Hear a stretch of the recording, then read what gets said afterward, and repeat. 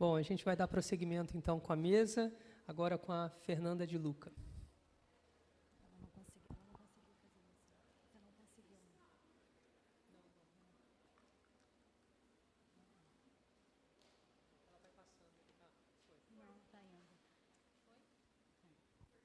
Bom dia a todos. Meu nome é Fernanda, eu sou médica, eu sou pediatra e nutróloga. Vou falar um pouquinho assim da minha vida rapidinho, só para entender como é que eu cheguei nisso, né? Até porque eu sou médica, né? Eu parei de comer carne, eu me tornei vegetariana faz mais ou menos 5 anos e meio, né? Eu tenho uma filha de 11 anos que também é vegetariana. Eu não consumo nada de produto animal há 5 anos e meio e minha filha também, tá?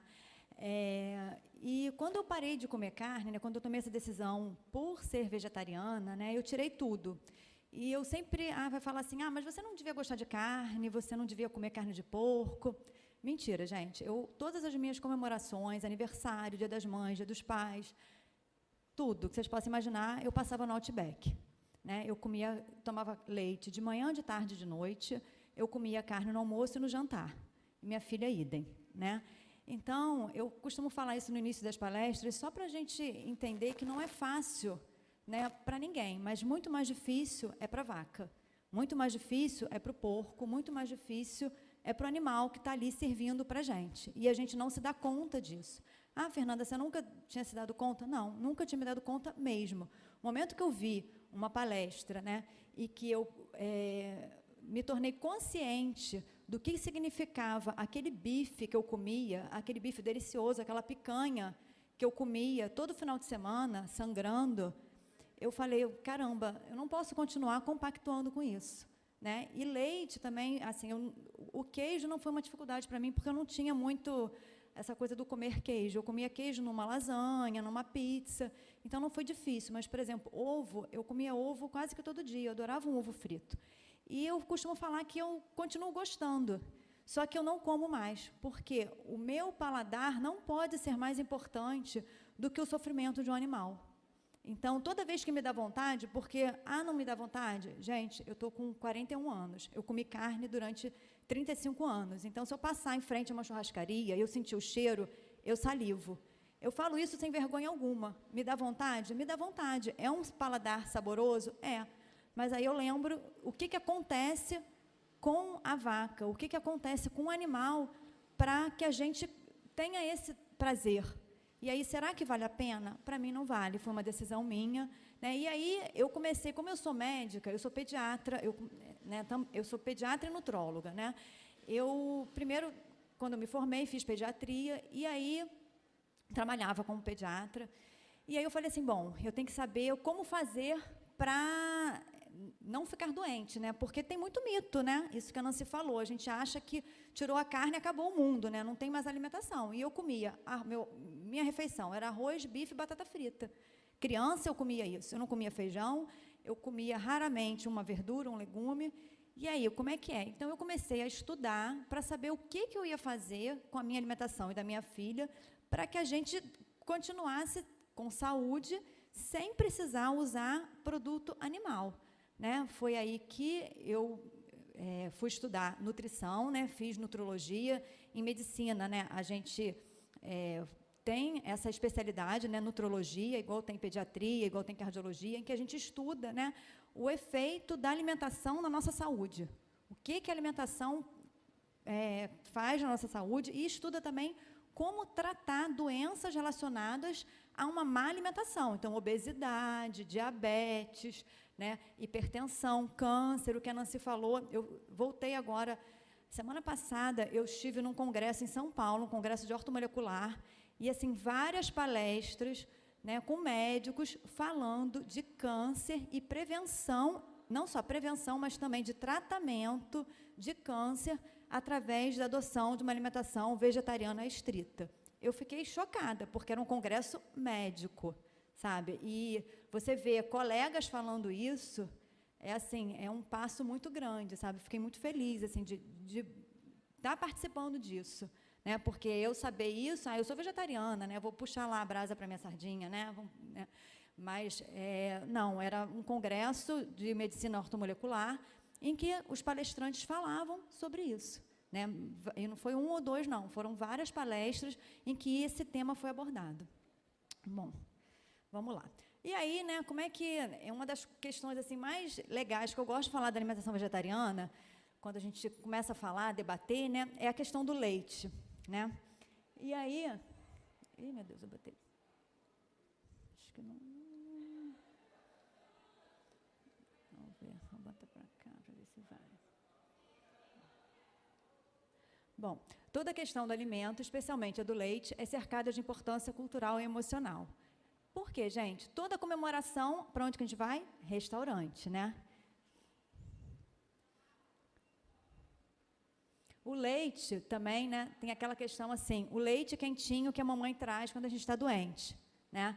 Então, eu acho que vai, assim, tem uma questão de afetividade muito grande quando a gente pensa no leite, né? Porque sempre que... Eu lembro, assim, eu pequena e a minha mãe levando na cama para mim aquele copinho de leite quente, aquele Nescauzinho, né?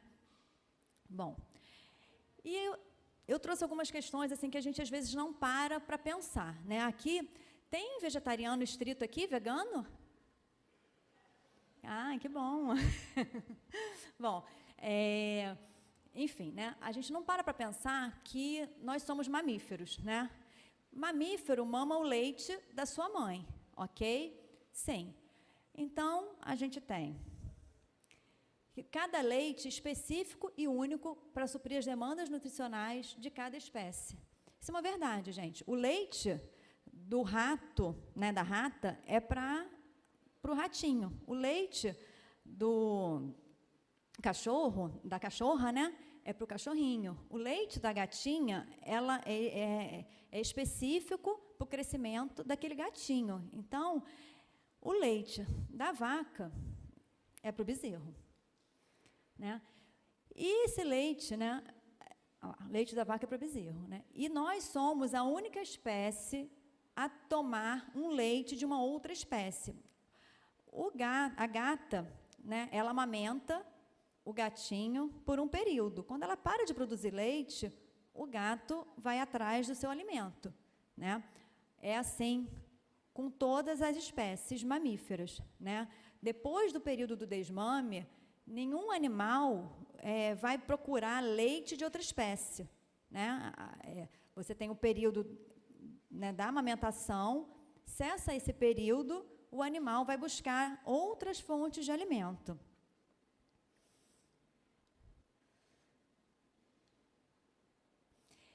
A Nancy falou isso, eu vou dar números mais chocantes para vocês, né?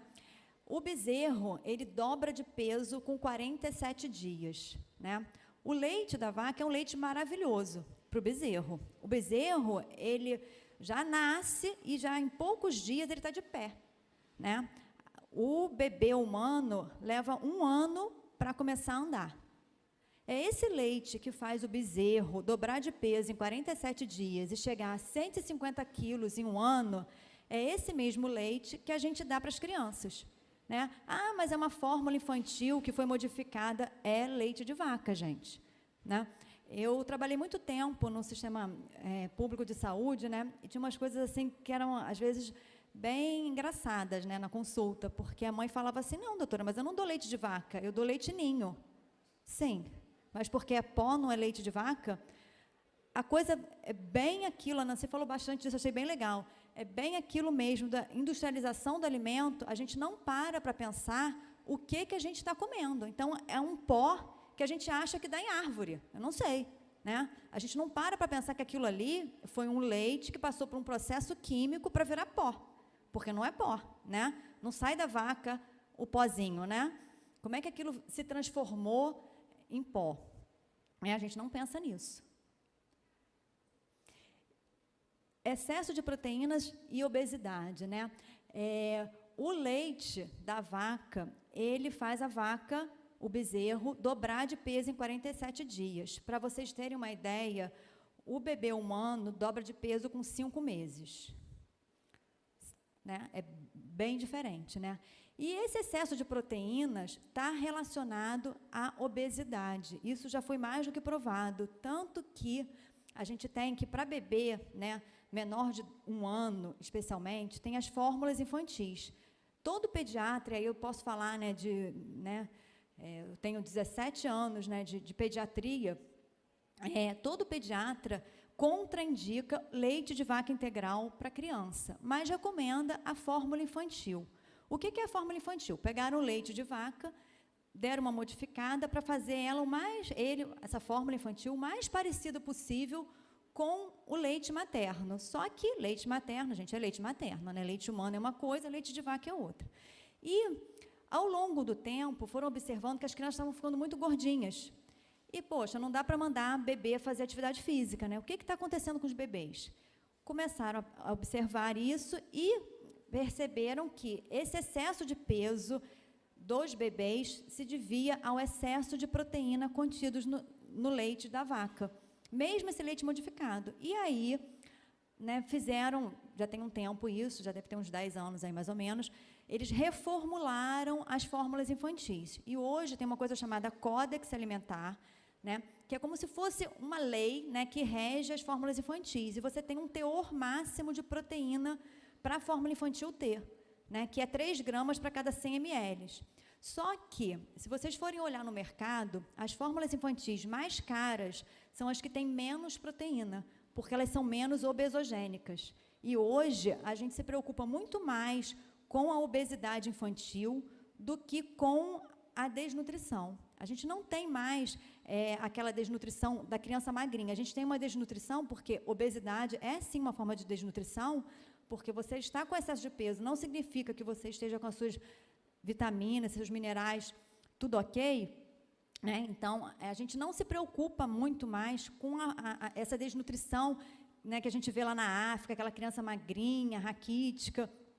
Hoje, a gente se preocupa muito mais com aquela criança gorducha, né, que é o padrão da criança americana, que a gente está trazendo aqui para o Brasil, infelizmente, né, está importando isso, né, em vez de a gente importar coisa boa, a gente está importando doença, né, importando gordura. O leite de vaca é obesogênico, isso aí já está provado, né? Então, vamos lá. Bom, e a Nancy falou também disso, né? Quem disse que excesso de proteínas está relacionado à saúde? A gente para de comer carne e começa a se preocupar absurdamente com a proteína. Foi assim comigo, eu acho que é com a grande maioria das pessoas quando a gente para de comer carne. Até que em um determinado momento eu pensei assim, Fernanda, quando você comia carne e você comia um prato de lasanha, ou você comia um nhoque, você não ficava preocupada se você estava comendo quantidade de proteína adequada. E, de repente, porque você parou, você está neurótica, querendo contar proteína, né? Uma alimentação com carne, ela chega a 3 vezes o teor de proteína que a gente precisa. Por isso que, quando a gente para de comer carne, a gente acha que está comendo pouca proteína. Na verdade, a gente está se adequando à quantidade, né, ideal, só que a gente está reduzindo, né, mas essa redução não significa que a gente está ficando deficiente de proteína. E é essa que é a grande confusão que a gente faz. Que já falei, né? Uma outra coisa interessante é a composição do leite de vaca e a composição do leite humano, né? O leite de vaca tem 82% de caseína e 18% de soro. O leite humano é exatamente o inverso, 70% de soro e 30% de caseína. A caseína é uma proteína que está relacionada a diversas doenças, diabetes e câncer, principalmente. Então, daí já começa, né? A gente tem o hábito do consumo do leite, do queijo. Às vezes é café da manhã. Eu vou comer pão com manteiga, botar 2 fatias de queijo e vou tomar um copo de leite. Aí tá. Aí no almoço, vai lá, uma lasanha cheia de queijo. Lanche da tarde, pão com queijo e leite com Nescau. E por aí vai, né? E a gente não para pensar, né? Aí pede uma massa no jantar, queijo ralado em cima, né?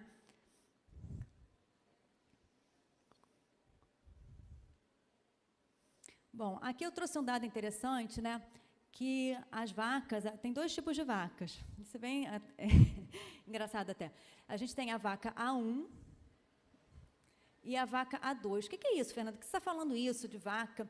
Por quê, gente? Porque a vaca A1 seria a vaca que a gente tem aqui no Ocidente. E a vaca A2 é uma vaca que tem em alguns países, tem na França, na Dinamarca. E qual é a diferença, né? A diferença é exatamente com relação a essa proteína que eu falei, chamada caseína.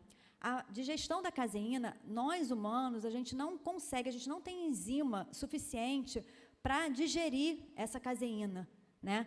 E aí, o que acontece? Você tomou, e aí? Vai fazer, o que acontece no organismo, né? Bom, chegou lá a caseína, e aí? O organismo tem que dar conta, né? Tem que fazer alguma coisa. Essa digestão insuficiente, essa digestão errática, vamos colocar assim, né? Acaba gerando uma substância que é chamada de beta-caseomorfina 7. Essa beta-caseomorfina 7 é um opioide, né? Como o nome diz, beta-caseomorfina.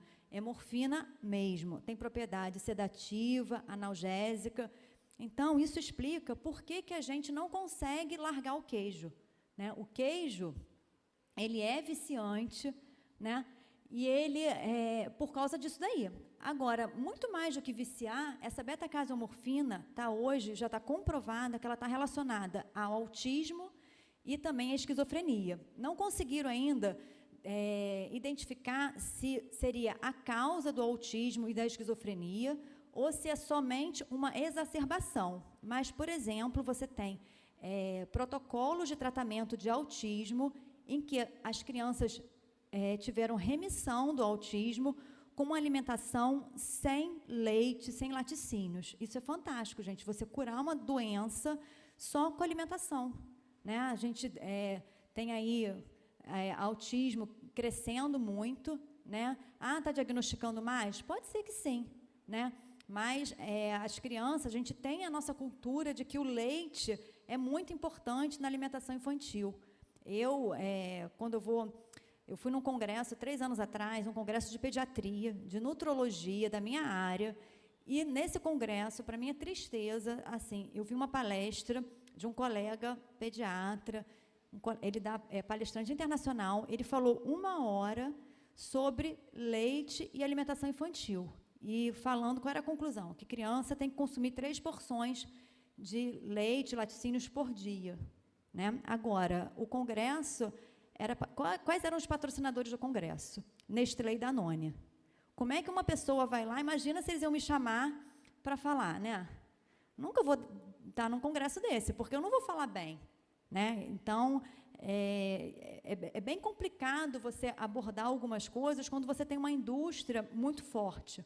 Ninguém vai sair, né? A gente tem aí Drauzio Varela falando, tome o copo de leite. Você vai ver lá embaixo, assim do panfletinho, falando da palestra dele, tem lá aquele leite, pira, sei lá das contas, que eu nem gravei, mas tem um patrocínio de uma indústria leiteira. Como é que uma indústria leiteira que está patrocinando um congresso, que está patrocinando uma palestra, vai chamar alguém que vai mostrar a realidade? Porque isso que eu estou falando, gente, é só jogar na internet, né? Essa questão da vaca A1 e A2, isso aí, na Dinamarca, por exemplo, você tem o leite, você tem caixinha de leite A1, está escrito assim mesmo, A1 e A2. Por quê? O leite, né, da beta-caseína A1, ela é muito mais maléfica do que a A2. Não que a A2 seja uma maravilha, mas assim, a A1 está relacionada a câncer.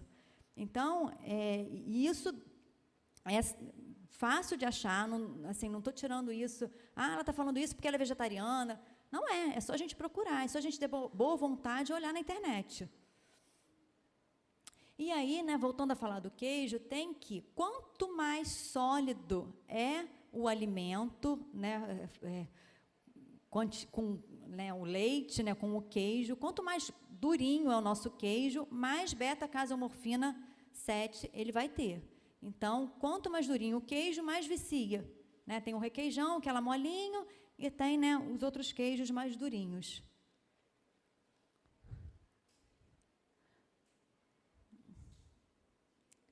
Tá, mas aí a gente vai chegar naquela questão assim, né? Tá bom, Fernanda, eu vou parar de tomar leite, e aí a Nancy já me ajudou muito, né?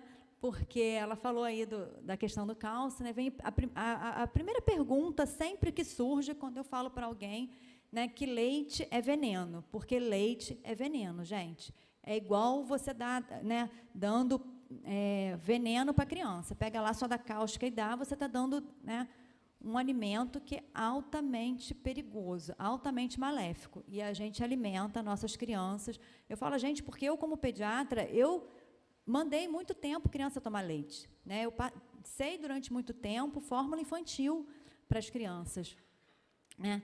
E isso continua sendo divulgado, isso continua sendo uma prática muito comum. E até meus colegas, quando me veem, mas você é maluca, mas você é isso, mas você é aquilo. Eu tenho, né, um monte de criança no consultório. Eu hoje quase não faço mais pediatria, mas ainda acabo atendendo criança, porque é aquele pai, aquela mãe, aquele casal que é vegetariano, que já rodou em um monte de pediatra, já está estressado porque não quer dar carne, porque também não quer dar leite de vaca, mas o pediatra está lá na pressão.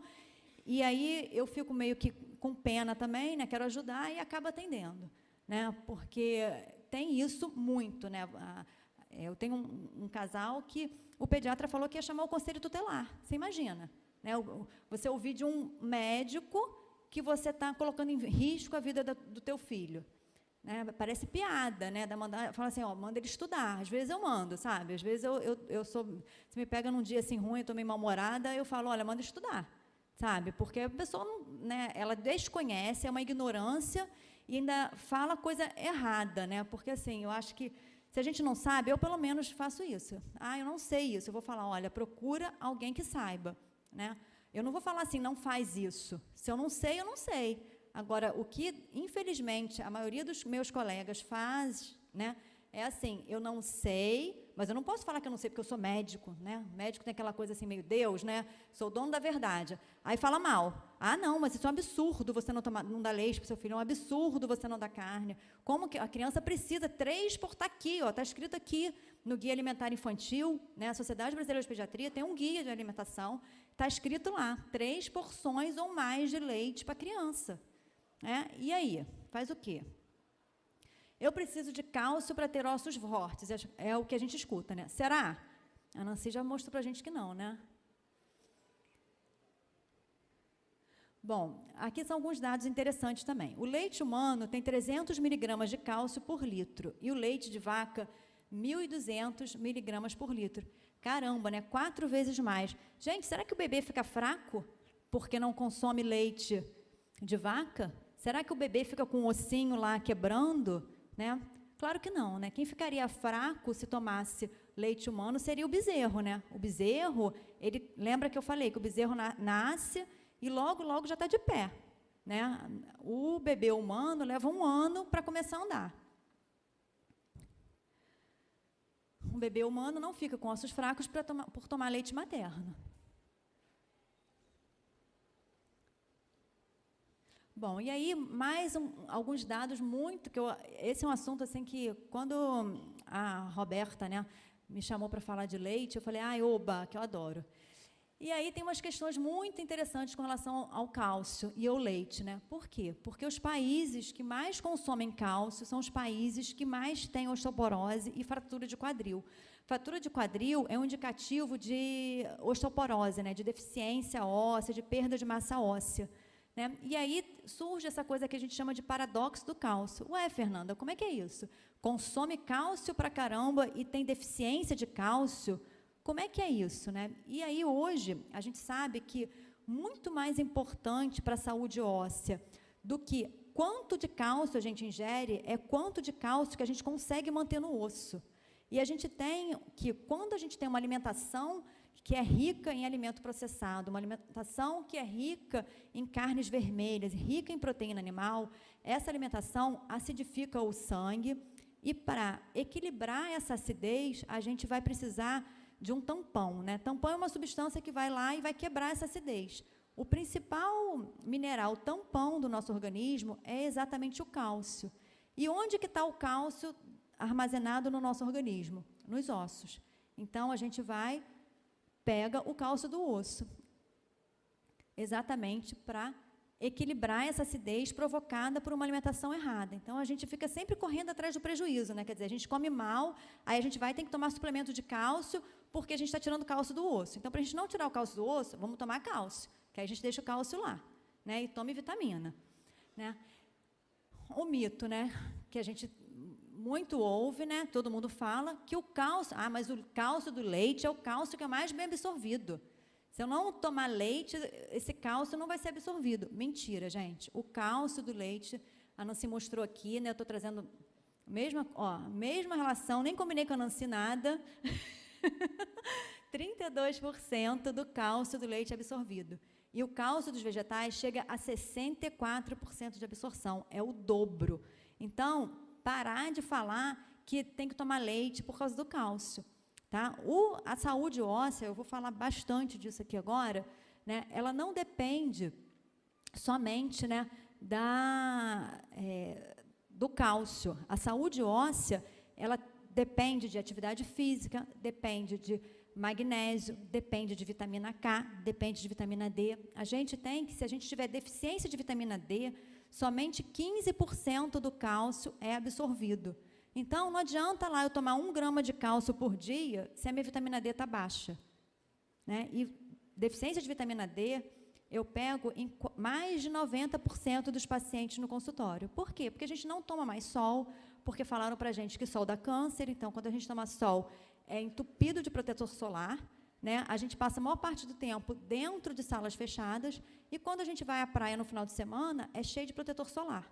E aí, vitamina D no pé, eu pego vitamina D baixa até de criança, né? Que antigamente tinha assim, vamos tomar um solzinho para pegar, né, um solzinho que faz bem para a pele, faz bem para os ossos. Hoje não tem mais isso, porque a criança vai tomar um solzinho e a mãe taca protetor solar com medo de câncer de pele. Além disso, né, o leite de vaca, falando da absorção, né, do cálcio, o leite de vaca, ele é pobre em magnésio e vitamina K. A gente, para ter uma boa absorção do cálcio, para a gente ter uma saúde óssea boa, a gente precisa de cálcio, a gente precisa de magnésio, a gente precisa de vitamina D, a gente precisa de vitamina K, a gente precisa de atividade física. O melhor estímulo para o osso é a atividade física. Para fazer o osso ficar forte, para o osso crescer, a gente precisa se exercitar. E a gente está cada vez mais sedentário, porque tudo é no controle remoto, a gente vai de carro, a gente não anda, a gente não sobe escada, a gente usa elevador, e isso vai deixando o nosso osso fraco. E aí vão falar para a gente assim, toma leite, mas isso é porque você precisa de tomar leite. Né? Eu pego muito paciente no consultório que fala para mim assim, doutora, mas o médico, vem lá o exame lá, densitometria, né, com osteoporose e tal, ele falou que eu tenho que tomar pelo menos 3 copos de leite por dia. Eu vou trazer um dado aqui com relação a isso, que vocês vão ficar chocados. E aí, o leite de vaca, ele é pobre em magnésio e vitamina K. Então, como é que o cálcio vai ser absorvido? O cálcio, o magnésio é necessário a fixação do cálcio no osso. O cálcio, para ficar no osso, precisa do magnésio. Se eu não tenho magnésio, o cálcio não se fixa no osso. Né? E mulheres com fratura óssea têm baixos níveis sanguíneos de vitamina K, que é uma outra vitamina que está, né, deficiente no leite de vaca. Só que isso ninguém conta para a gente, né? A Nancy falou disso. Não, igualmente. Para a saúde óssea, você vai precisar de um equilíbrio entre esses minerais. Você vai ter, né, esses minerais e as vitaminas. Você vai precisar de cálcio, de vitamina K, de magnésio e vitamina D. Se você não tiver um dos 3, você não fixa direito. Essa dinâmica, né, do cálcio, ela vai muito, essa dinâmica do metabolismo ósseo vai muito além do cálcio. Só que o que falam para a gente é só do cálcio. A gente fica achando, né, que para a gente ter osso forte, a gente precisa de cálcio. Só que se a gente tiver cálcio e não tiver vitamina D suficiente, a gente absorve só 15% desse cálcio. Então, não adianta. E aí, o cálcio que a gente não consegue absorver, ele sai na urina. Sai na urina e faz o quê? Faz cálculo renal. Aí, as pessoas estão cheias de cálculo. Excesso de cálcio começa a se depositar também, né? Ele não é absorvido porque ele não tem a vitamina D. Esse cálcio em excesso no sangue, ele começa a se depositar nas artérias. Faz o que a gente chama de placas de ateroma, né? A aterosclerose. Ninguém para pensar. O cardiologista não fala isso, né? Mas deveria falar. Né? A aterosclerose tem relação com excesso de cálcio. Cálcio que a gente toma e que não é absorvido.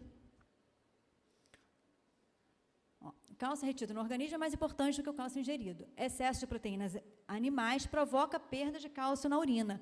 Por quê? Exatamente por provocar aquela acidez que eu falei. Né? Bom, e aí a gente tem aqui uma coisa que é bem interessante, né? A gente tem que a Organização Mundial de Saúde recomenda a ingestão de 400 a 500 miligramas de cálcio por dia para pessoas que moram em áreas de risco para osteoporose e fratura de quadril. O Brasil não se enquadra nessa área, tá? E a gente tem que Estados Unidos que estipulam as IDRs. IDR significa ingestão diária recomendada, tá? Isso aqui é uma sigla, né? Na verdade, a Associação Dietética Americana estipula essa IDR para vários nutrientes. Todos os nutrientes têm uma quantidade mínima que você precisa ingerir por dia para que você tenha saúde, né? Vamos colocar assim. E para o cálcio, essa IDR varia de 500 a 1.300 miligramas por dia. 500 miligramas seria para criança de 1 a 3 anos e 1.300 miligramas para adolescentes e adultos. Aí você vai falar assim, caramba, Fernanda, uma diferença absurda, né? Por que tem essa diferença, né? Aí a própria Organização Mundial de Saúde, que foi questionada, né, porque eles deram uma recomendação, essa recomendação da OMS é também seguida pelo Canadá, tá? E aí perguntaram, poxa, mas por que essa diferença? E aí a explicação dada por eles foi exatamente o que eu já falei. A alimentação americana é uma alimentação rica em proteínas animais, rica em alimentos processados, rica em carne vermelha, que acidifica o sangue e faz com que a gente tenha uma perda urinária de cálcio grande. Daí, se a gente está perdendo na urina, a gente tem que repor o que está sendo perdido, né? Parece até coisa de português, né? Mas, enfim. E aí, a Organização Mundial de Saúde fala o quê, né? Ih, gente, deu problema aqui. Para a gente ter ossos saudáveis, o que a gente precisa? Atividade física, diminuição do sódio das proteínas animais, porque excesso de sódio na alimentação também provoca aumento na excreção renal de cálcio. E sódio, gente, tudo quanto é alimento processado, caixinha e pacotinho, está rico em sódio, né? Não é só o sal que a gente come no dia a dia. Ah, Fernanda, tem problema usar sal na alimentação? Depende, né? Porque alguma quantidade de sal a gente vai precisar, alguma quantidade de sódio a gente precisa. É aquela coisa assim, também nem 8 nem 80, né? Só que a gente usa sal na nossa alimentação, né, do dia a dia, e a gente vai come um biscoito de pacote, a gente come uma coisa enlatada, a gente come uma lasanha da Sadia, e no final do dia essa quantidade de sódio assim está passando, extrapolando e muito a nossa necessidade diária e chegando a nível de fazer perda urinária de cálcio. E, além disso, o que a Organização Mundial de Saúde fala? Melhorar os ossos, aumentar consumo de proteínas vegetais, tá? Que é frutas e vegetais. Isso daria uma melhor saúde óssea. Então, assim, além de evitar consumir proteína animal, fazer atividade física, aumentar o consumo de frutas e vegetais.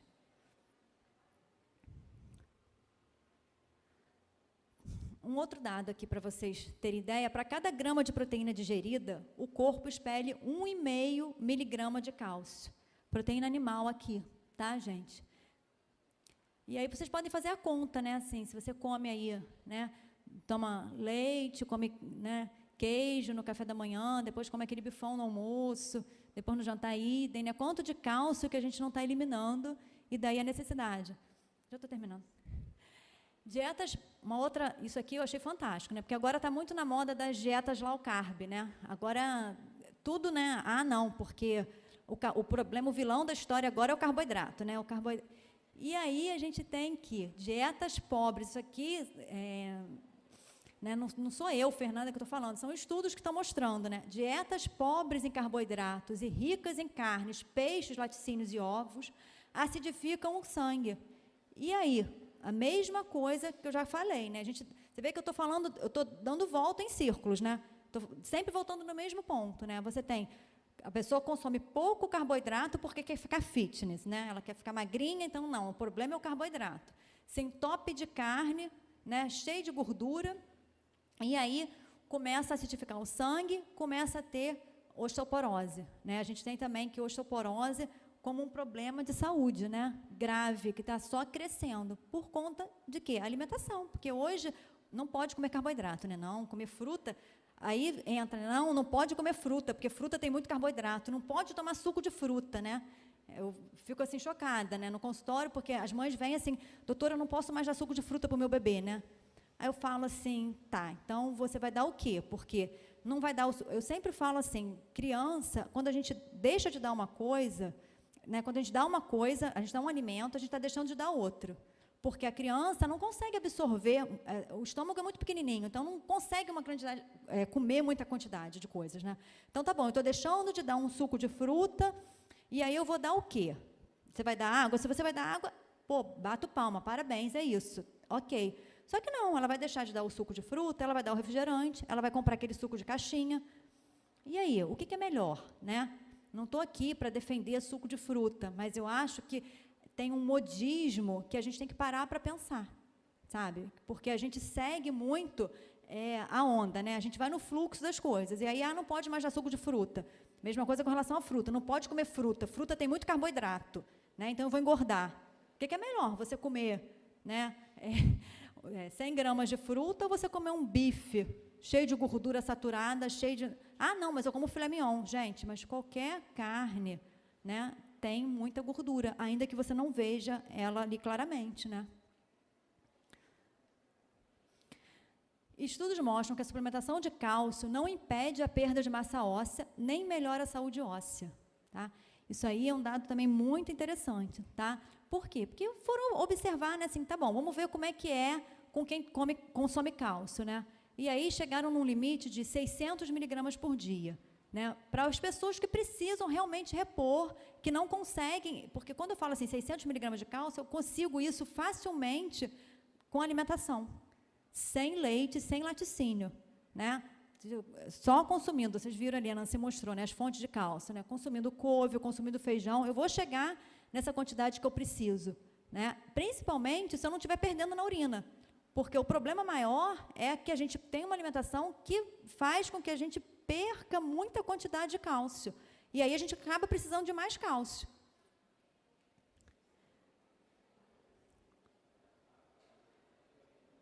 Bom, já estou terminando.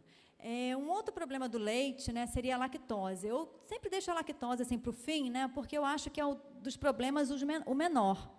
Sabe, eu nem costumo dar muita atenção, assim, mas vale a pena a gente falar, né? A lactose é o açúcar contido no leite, né? E nós, humanos, paramos de produzir a lactase. A lactase é a enzima responsável pela digestão da lactose.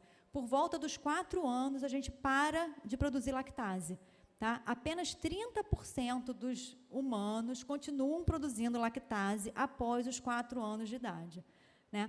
Então, a gente vê todo mundo reclamando de azia, todo mundo reclamando de gases, minha barriga fica estufada, parece que eu comi um boi, eu estou soltando muitos gases, eu estou com refluxo, né? A gente vê que a quantidade de omeprazol que é vendido na farmácia é absurda, né? Pacientes que eu atendo no consultório, dificilmente, quando não são vegetarianos, né? Porque eu não atendo só vegetarianos, é muito difícil eu pegar alguém que não consuma omeprazol, né?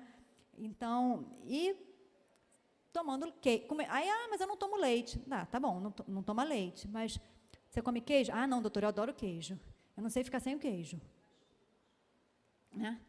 E aí, o que acontece? Essa lactose, o que a lactose faz? Né? A lactose, se a gente não tem a enzima que degrada ela, o que acontece? Ela vai passar pelo estômago, vai chegar no intestino grosso, e ela não vai chegar ou parcialmente digerida ou não digerida. Essa lactose que chega no intestino e não está digerida, ela vai servir de alimento para aquelas bactérias que a gente tem no intestino, né? E essas bactérias vão fazer uma fermentação dessa lactose, tá? E aí, essa fermentação, gente, é a mesma coisa que apodrecer, né? Faz lá aquele monte de gases, né? E aí a gente tem flatulência, inchaço, cólica. Tem pessoas que alternam diarreia com constipação, azia, refluxo, tudo isso por causa do queijinho. Ai, delícia, queijinho.